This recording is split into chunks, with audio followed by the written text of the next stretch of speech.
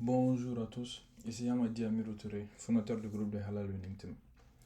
Dans cette vidéo, je vais vous introduire au concept de supply and demand, encore appelé l'offre et la demande. Bon, il y a beaucoup de personnes qui utilisent ces termes sur le marché mais qui ne savent pas réellement comment on les utilise. Donc nous allons faire des séries de vidéos où je vais vous expliquer exactement comment on traite supply et demande. Cette vidéo est juste une introduction pour que vous puissiez comprendre le concept. Okay? Maintenant, comment comprendre l'offre et la demande dans le trading? En réalité, si vous voulez trader le marché, vous devez comprendre où est-ce que le marché bouge, de quel prix, à quel prix. Donc c'est essentiel pour vous de comprendre l'importance de l'offre et la demande sur le marché. Sinon, vous ne pourrez pas vous débrouiller correctement, vous ne pourrez pas comprendre exactement ce qui se passe sur le marché. Essayons de définir d'abord qu'est-ce que c'est que l'offre. L'offre fait référence à la quantité d'une devise particulière disponible sur le marché. À mesure que l'offre augmente, la valeur de cette devise tend à diminuer. Inversement, à mesure que l'offre diminue, la valeur de cette devise tend à augmenter. Vous allez me poser la question, ok, comment on sait que la valeur d'une devise est en train de tomber, la valeur d'une devise est en train de monter? Quand je vais vous expliquer les facteurs macroéconomiques qui affectent les prix, vous allez comprendre comment ça se passe. Okay, la demande fait référence à la quantité d'une devise particulière que les acheteurs sont prêts à acheter. À mesure que la demande augmente, la valeur de cette devise tend à augmenter. Et inversement, à mesure que la demande diminue, la valeur de cette devise tend à diminuer. Okay? Donc maintenant, la relation entre l'offre et la demande est essentielle pour comprendre les mouvements du marché. Lorsque l'offre dépasse la demande, les prix ont tendance à baisser. Et inversement, lorsque la demande dépasse l'offre, les prix ont tendance à augmenter. Et qu'est-ce qui peut pousser le marché à augmenter, à changer de prix? Qu'est-ce qui peut pousser l'offre à augmenter? Qu'est-ce qui peut pousser la demande à augmenter? Et quand on va sur le marché, on observe que les facteurs qui affectent l'offre et la demande dans le trading sont principalement dus aux indicateurs économiques. Ça peut être le PIB, ça peut être, ça peut être le taux d'inflation, etc., etc. Maintenant, les politiques des banques centrales aussi également peuvent influencer les prix pour pousser une devise à être haussière, une devise à être baissière. Ça peut être également dû à des facteurs géopolitiques sur le marché.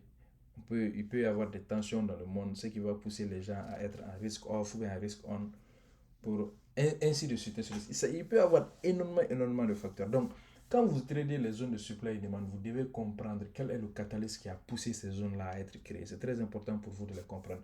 Maintenant, moi, comme nous ne sommes pas en train de parler de l'analyse fondamentale, je vais essayer, on va aller sur ma charte. Ok, je vais vous montrer comment on identifie des zones de supply et demande, comment on sait si le prix est cher, si le prix n'est pas cher. D'accord? Donc, ici on est partir sur ma charte. Je vais venir ici, on va partir sur TradingView. Donc, je vais essayer d'illustrer ici pour vous. La majeure partie des gens qui utilisent les zones de supply et demande vont travailler avec les. Ils vont dire, ok, ça c'est rallye. Après, quand on a une zone de consolidation, le marché rejette la zone.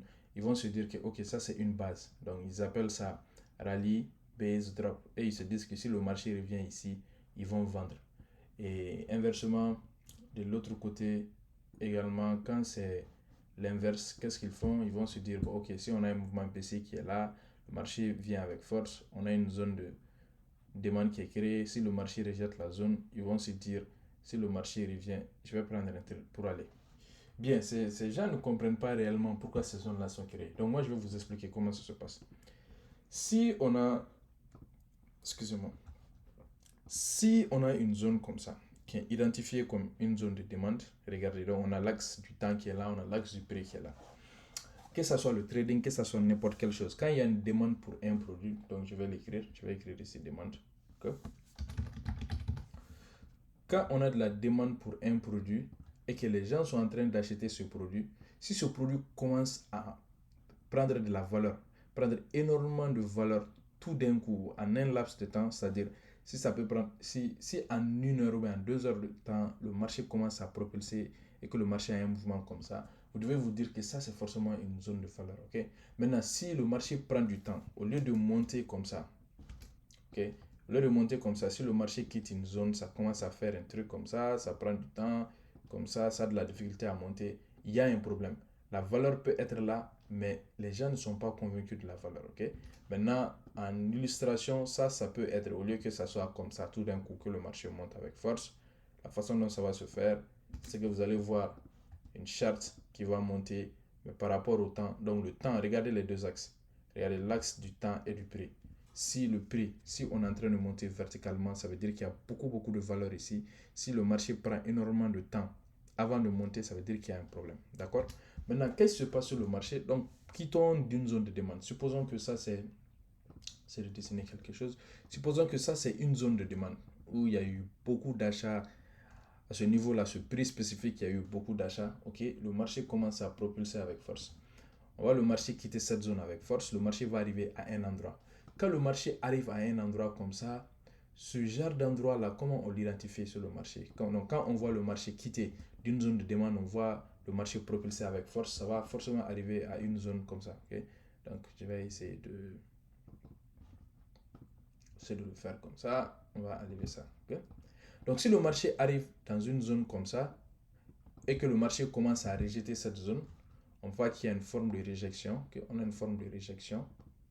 Cette réjection ne veut pas dire que ça, c'est une zone de supply. Il y a beaucoup de personnes qui ont tendance à croire que ça, c'est une zone de supply. Non, ce n'est pas une zone de supply. C'est juste une zone où les gens qui ont acheté ici ont poussé le prix et il n'y a pas de vendeur. Il n'y a pas quelqu'un qui est prêt à acheter le marché à ce prix spécifique. Donc, ce qui va faire que le marché va rejeter cette zone, ça peut tomber temporairement. On peut venir peut-être quelque part ici. Ok, on peut venir quelque part ici. Après, les acheteurs qui l'ont acheté ici vont commencer à acheter le marché pour propulser le prix et repartir vers cet endroit-là. Okay? Lorsqu'on arrive une deuxième fois ici, si le marché n'arrive pas à dépasser cette zone, okay? Si le marché n'arrive pas à dépasser cette zone, on ne va pas mettre seulement un trait, on va mettre une zone parce que le marché bouge de zone en zone. Ça va être une zone de valeur pour le marché. Si le marché n'arrive pas à dépasser cette zone, et dépasser ne veut pas dire que le marché ne peut pas aller un peu au-delà avant de tomber. Non, le marché peut retester la zone, toute la zone et puis tomber. Mais on va se limiter à ça. Si le marché n'arrive pas à dépasser cette zone et on commence à voir le prix retomber dans la structure, ok, je vais changer ça. Commence à voir le prix retomber dans la structure. On a un prix qui est en train de retomber dans la structure. Ok. Si le marché revient en bas de cette structure, on commence à revenir en bas de cette structure et on se redirige encore vers cette zone de demande. Ça veut dire que ça, c'est le milieu. Ok. Donc ça va être ce qu'on appelle fair value. Fair value, c'est quoi? Fair value, c'est le prix optimal. Fair value. Okay? Je ne sais pas comment on dit ça en français. Donc, si vous voulez, c'est comme 0,50% du mouvement, ok? On va appeler ce niveau-là fair value. Ça va être fair value. Okay? Ça veut dire que les gens qui sont en train d'acheter ce marché, quand ils ont acheté, quand c'est venu ici, il y a eu des vendeurs, il y a eu des gens qui ont pris profit, ceux qui l'ont acheté ont eu profit. Normalement, si le marché revient dans cette zone de demande, on doit s'attendre à une réaction. Le marché doit commencer à réagir encore.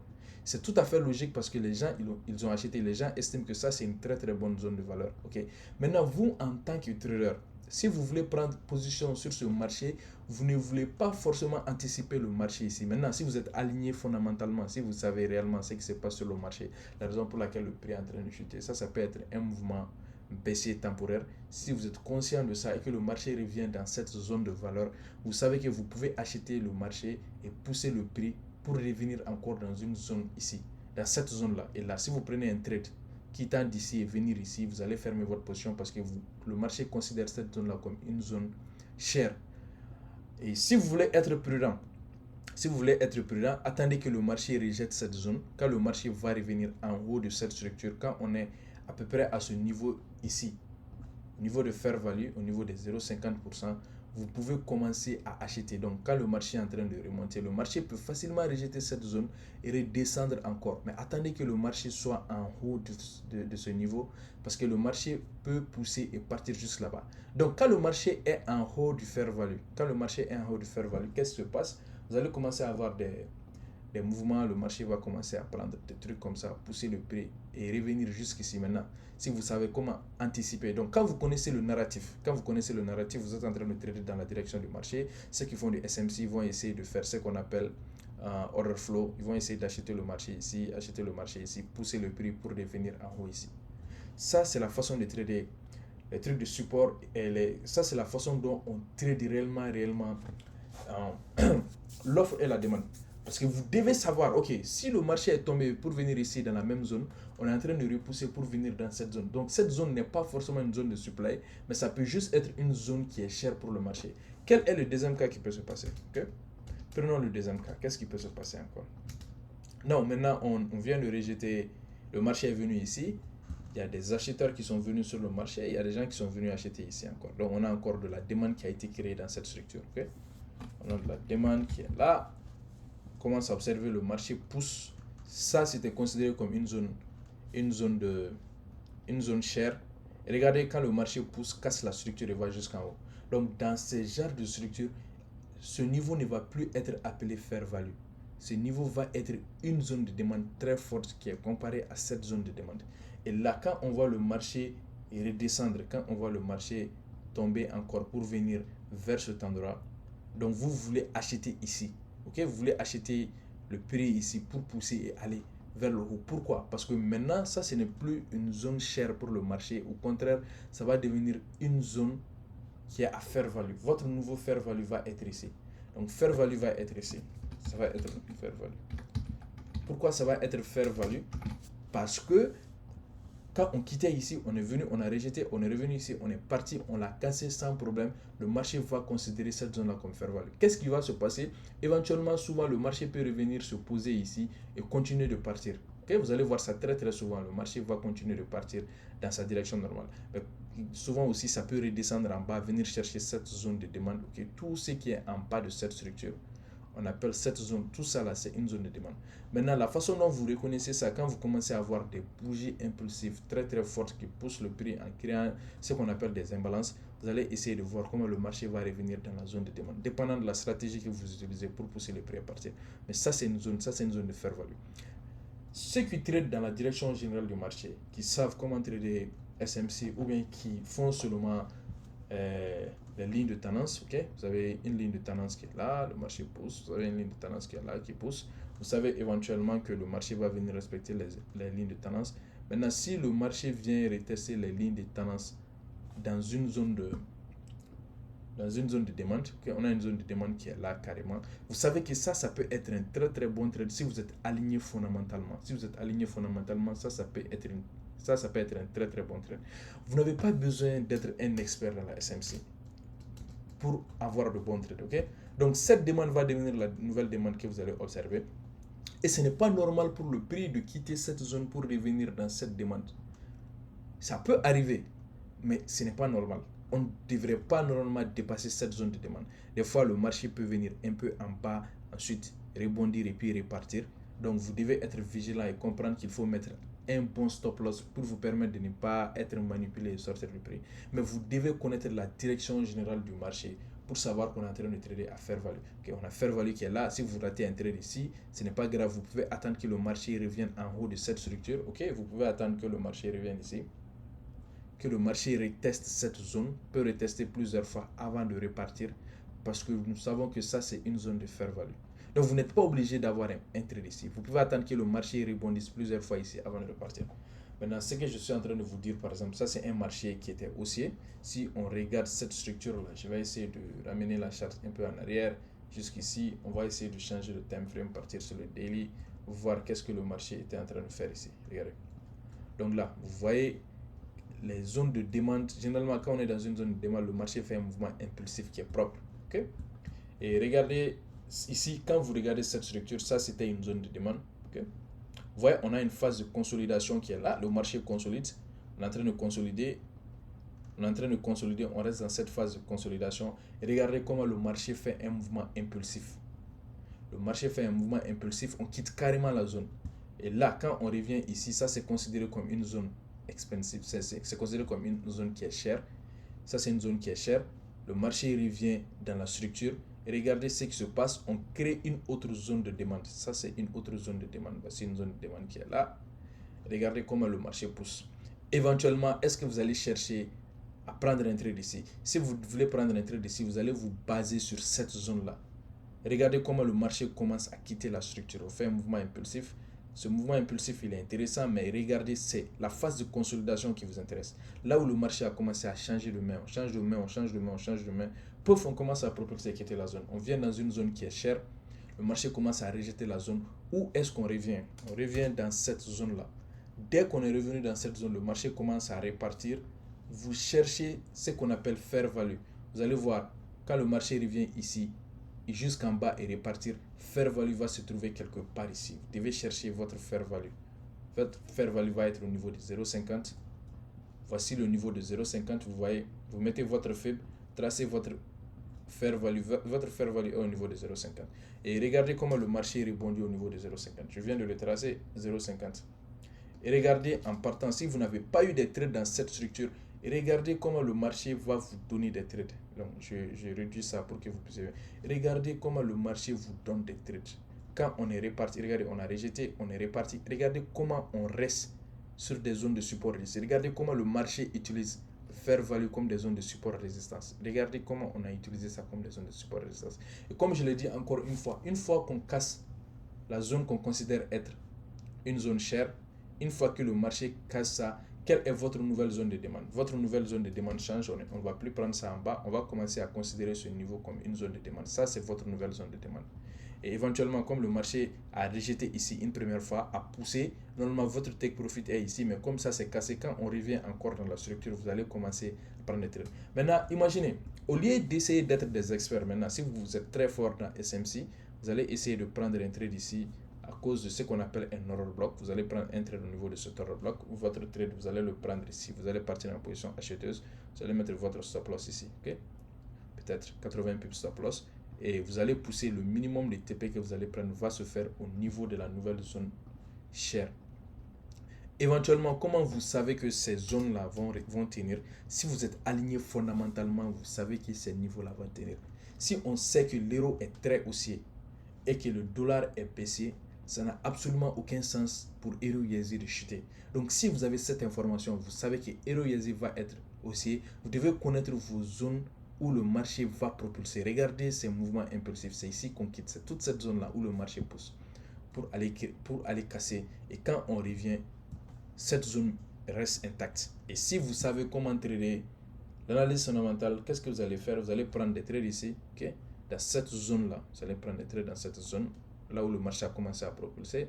Votre stop loss, vous allez le maintenir ici. Sur ce trade, vous allez prendre 1.2 RR, sur ce trade, vous prenez 1.3 RR, ainsi de suite. Vous pouvez pousser le prix. Si vous savez que vous êtes aligné fondamentalement pendant une longue période de temps, vous avez des façons de prendre le trade. Okay. Maintenant, les gens qui traitent les zones de supply et demande au hasard sont des gens qui ne savent pas comment le marché bouge. Un bon exemple, je vais vous donner un bon exemple de cas. Et regardez, quelqu'un qui va considérer cette zone-là comme une zone de supply. Okay? La personne va considérer cette zone comme une zone de supply. Le problème, c'est quoi? Le problème est que si les fondamentaux changent, quand le marché tombait, Euro USD était baissier, c'était dû à des facteurs macroéconomiques. Mais quand on est revenu, c'est la raison pour laquelle on a vu ce mouvement impulsif clair et évident. Quand on est revenu ici pour la première fois, les gens peuvent prendre des profits, le marché peut chuter temporairement. Les gens qui ont poussé le prix à partir d'ici vont prendre des profits éventuellement étant ici. Pourquoi? Parce qu'ils vont se dire que ça c'est une zone de demande. Le marché se rappelle de cette zone de demande et on rejette cette zone. On vient au niveau du fair value. Le marché commence à propulser pour aller au-delà de cette structure. Cette structure ne va pas tenir. Pourquoi elle ne va pas tenir? Parce que les fondamentaux ont changé. Euro USD est devenu haussier. Il y a eu des facteurs. Ça peut être des politiques monétaires, ça peut être des facteurs macroéconomiques, ça peut être de la géopolitique, ça peut être des guerres, ça peut être n'importe quoi. Toutes les raisons pour lesquelles Euro USD doit être haussier. Et forcément, cette zone de demande ne peut pas tenir, c'est impossible pour elle de tenir. C'est pourquoi le marché quitte, va casser cette structure. Et vous ne voulez pas acheter ici parce que vous savez que votre nouveau fair value se trouve quelque part ici. Donc vous attendez que le marché revienne ici dans cette structure avant de commencer à vous positionner. Et c'est de cette façon dont on interprète les zones de supply et demande sur le marché. Donc, probablement dans le futur, nous allons élaborer mieux sur ces zones-là. Et je voulais juste partager ça avec vous pour que vous puissiez vous entraîner, essayer de comprendre. Et vous pouvez commenter sous la vidéo aussi et me dire ce que vous aimeriez savoir sur les zones de supply et demande. Merci et bonne journée.